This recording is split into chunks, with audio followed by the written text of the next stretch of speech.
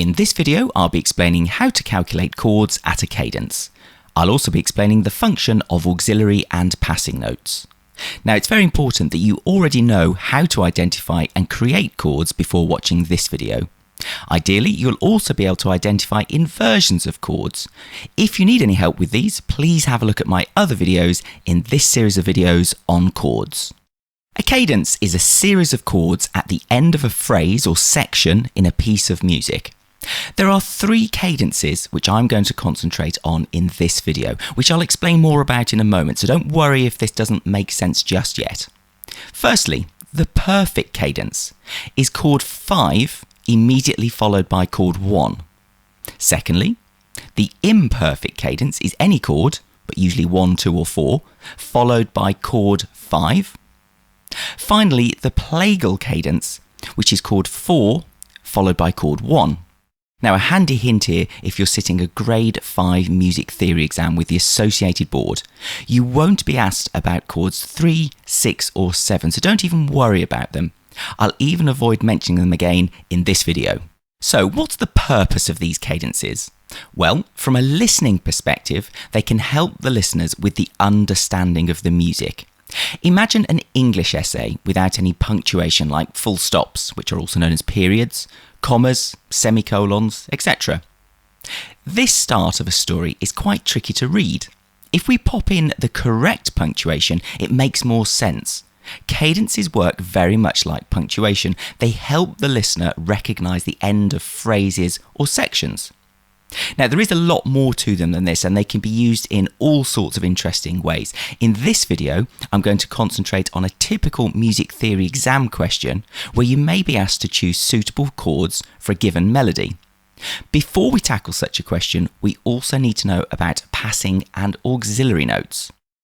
Here is a very simple melody in the treble clef, and chord 1 of C major is in the bass. Chord 1 contains the notes C, E and G, and in this example, our melody only contains the notes C and E.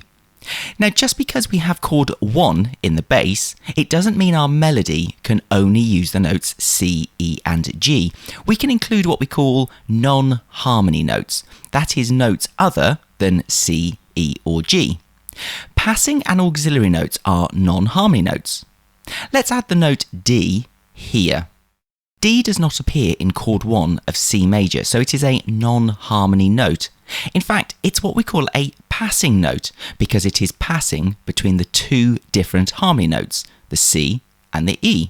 And if you're wondering why I've added a quaver or 8th note rather than another crotchet or quarter note, that would mean that there are too many beats in the bar. Have a look at my videos on time signatures if you need help with this. Let's add the note B here. B is also a non-harmony note as it does not appear in chord 1 of C major. However, it is not a passing note because the 2 notes either side of the B we added are not different, they are the same.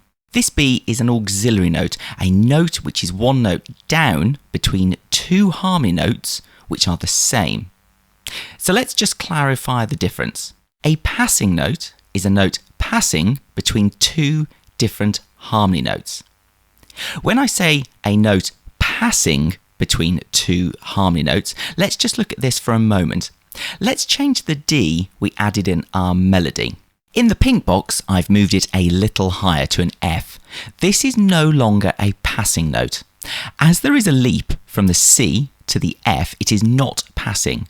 It has to be a note which sits immediately between 2 other harmony notes to be called a passing note.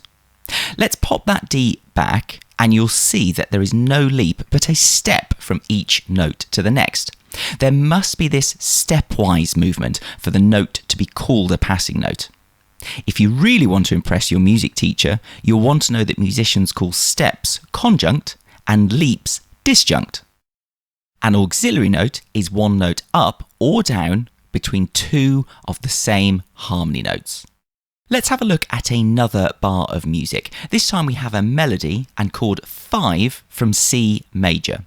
Now, chord 5 uses the notes G, B and D. Can you spot the passing notes? Pause this video if you need to. They are here between the harmony notes of D and the B, and here between the harmony notes of B and G. This note, the C, is an auxiliary note because the harmony notes either side of it are the same. One final thing to notice about passing and auxiliary notes is that they most often fall, but not always, but most often, on what we call the offbeat.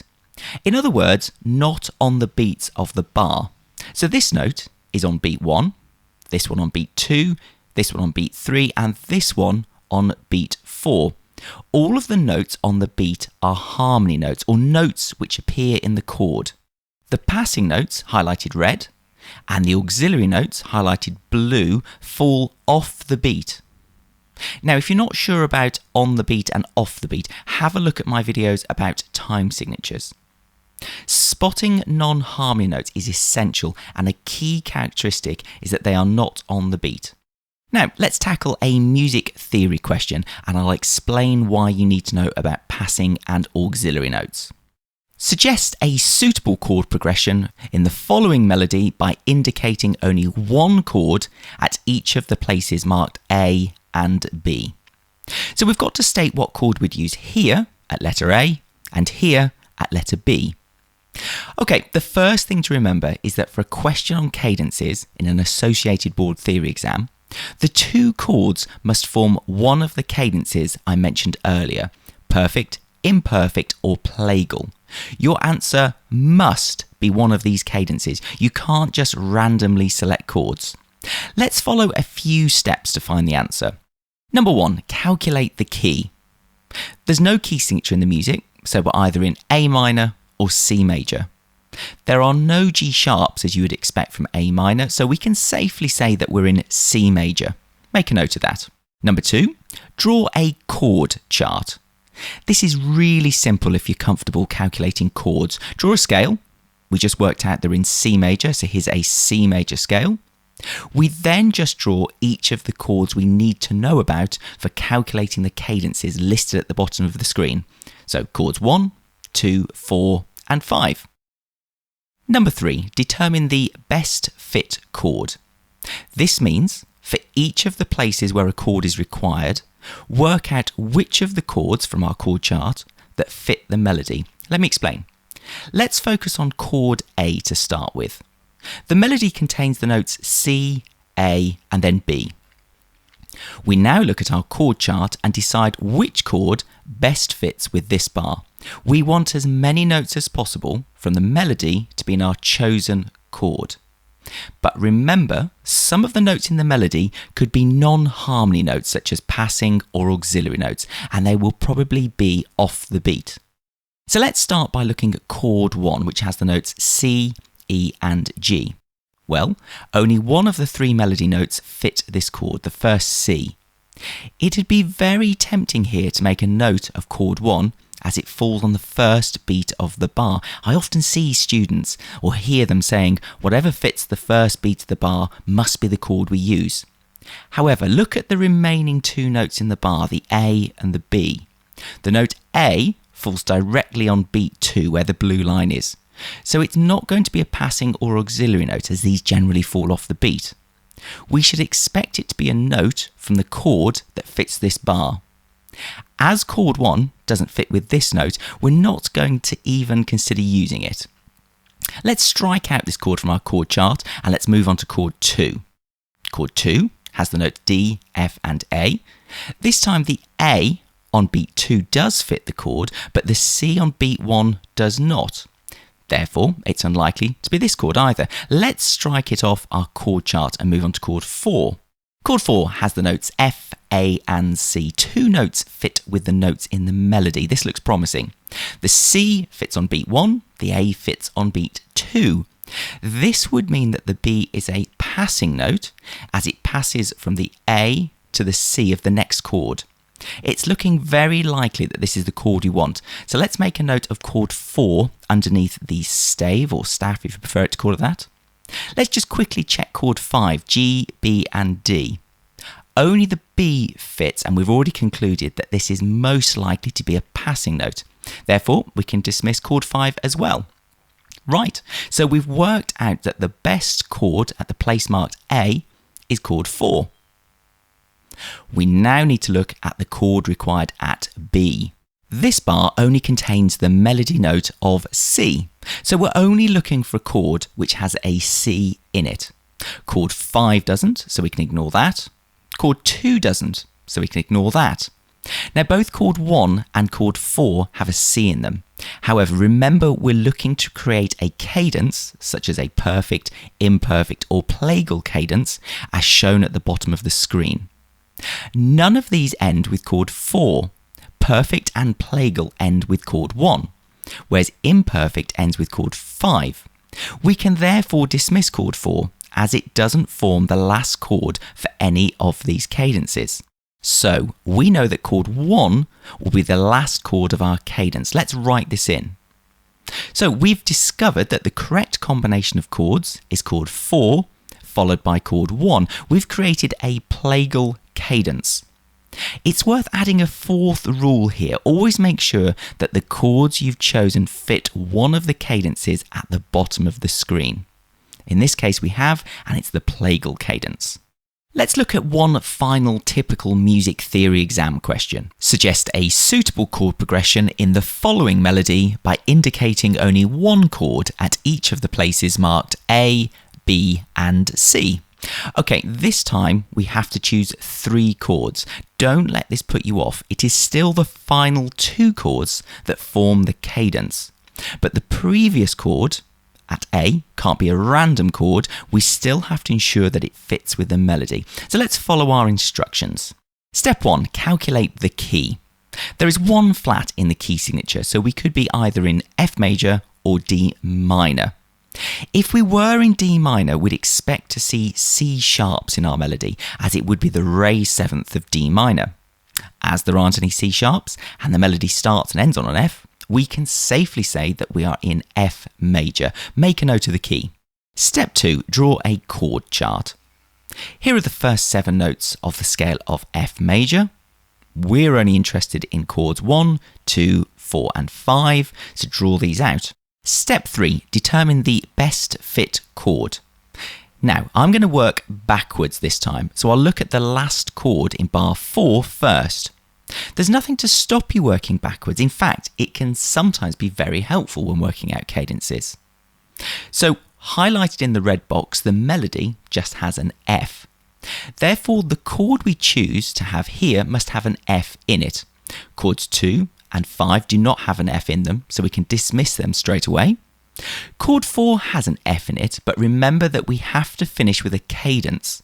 None of the cadences at the bottom of the screen end on chord 4, therefore we know that we are going to end on chord 1. Make a note of this under the melody. Let's now look at the chord that needs to be placed at B. There's a lot of notes here, but don't be put off by this. We can probably assume that some of them will be passing or auxiliary notes. But there's something else that can help us here. Don't forget that we have to create a cadence at the end of this melody. As we've just worked out the last chord is chord 1, we know that we're not trying to create an imperfect cadence, as an imperfect cadence ends on chord 5. We can therefore concentrate our efforts on creating either a perfect or plagal cadence. This narrows down our choice of chords to chord 5, which would create a perfect cadence, or chord 4, which would create a plagal cadence. So let's look at chord 4 first. It contains the notes B flat, D and F. There's only one note here that fits this chord, the B flat. Let's have a look at chord 5, which contains the notes C, E and G. There's certainly more notes here that fit with this chord. It's also worth noting that beats 1 and 2, the blue lines, fall directly on notes from this chord. You remember that non-harmony notes usually fall off the beat. Therefore, it seems that chord 5 is more appropriate than chord 4. Make a note of chord 5. Although we have created a perfect cadence, step 4 of our rules, we haven't quite finished, as we still need to go and work out the chord at A. Before we do that, it's worth us just looking at the passing and auxiliary notes, the non-harmony notes in this bar. So we're concentrating on this chord at B. I'll turn the chord note pink again to help us with this. This note, the A, which I've highlighted yellow, is clearly an auxiliary note, as it is a note up between 2 of the same harmony notes, the G. The B and the A, highlighted green however, are both passing notes. If you're studying a music theory exam in the UK up to grade 5, it's extremely rare that you'll get 2 passing notes between chord notes, but it can happen. The key things to note here are that they are both off the beat. You remember that the C and the G are on the beat, and between 2 different harmony notes. So just be aware that very occasionally you can get 2 passing notes rather than just 1 in a music theory exam. And finally, we mustn't forget about the chord at A. I mentioned earlier that we can't just have a random chord here. We have to treat it in the same way as the other chords. That is, find a chord which fits the melody notes. The only thing we don't have to worry about is the cadence, as we've already worked this out. So the notes in our melody are D and B flat. Chord 1 is no good as it contains the notes F, A and C. Chord 5 is also no good as it contains the notes C, E and G. Chords 2 and 4 both have B flats and Ds in them. So either of these chords would be acceptable as the answer. Just choose one of them. Don't write both in any answer you give. Just choose the one. And here would be your complete answer. Before we finish, I just want to expand on this dual chord choice, and this is more advanced than you need to know if you're studying grade 5 music theory, but it's worth knowing if you plan to study music beyond grade 5 or indeed if you like to compose. I personally would choose chord 2 over chord 4 for 2 reasons. Firstly, chord 2 is a minor chord. The interval between the bottom 2 notes, the G and the B flat, is a minor third, making it a minor chord. And a minor chord in a piece in a major key adds some variety to the mood of the music. Secondly, the perfect cadence also works really well if chord 2 is used before it. You may have heard of 2B 5-7-1 or sometimes 2B 7-5-1. The B after the 2 means first inversion. Have a look at my video on inversions if you need help with this. And don't worry if you haven't heard of this chord sequence before, but it's worth remembering if you do study music beyond grade 5. It makes a really nice, perfect cadence. Have a listen to see what you think. Here are the final 3 chords and melody with chords 4, 5 and then 1.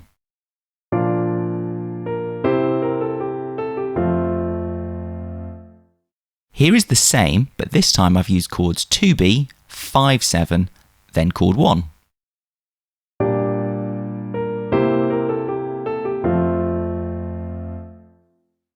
Don't worry if you can't spot much of a difference or hear much of a difference. Rewind this video and have another listen if you need to. You should hear that the 2B has more of a crunch to it, followed by the almost jazzy sounding 5-7 after it. As I say, this is more advanced than you need to know for grade 5, but it is worth exploring a little further if you've got time. I do hope that this video has been useful to you. Please don't forget to have a look at my website, musictheoryvideos.com, where you'll find all of my videos available in grade order. Thanks for watching.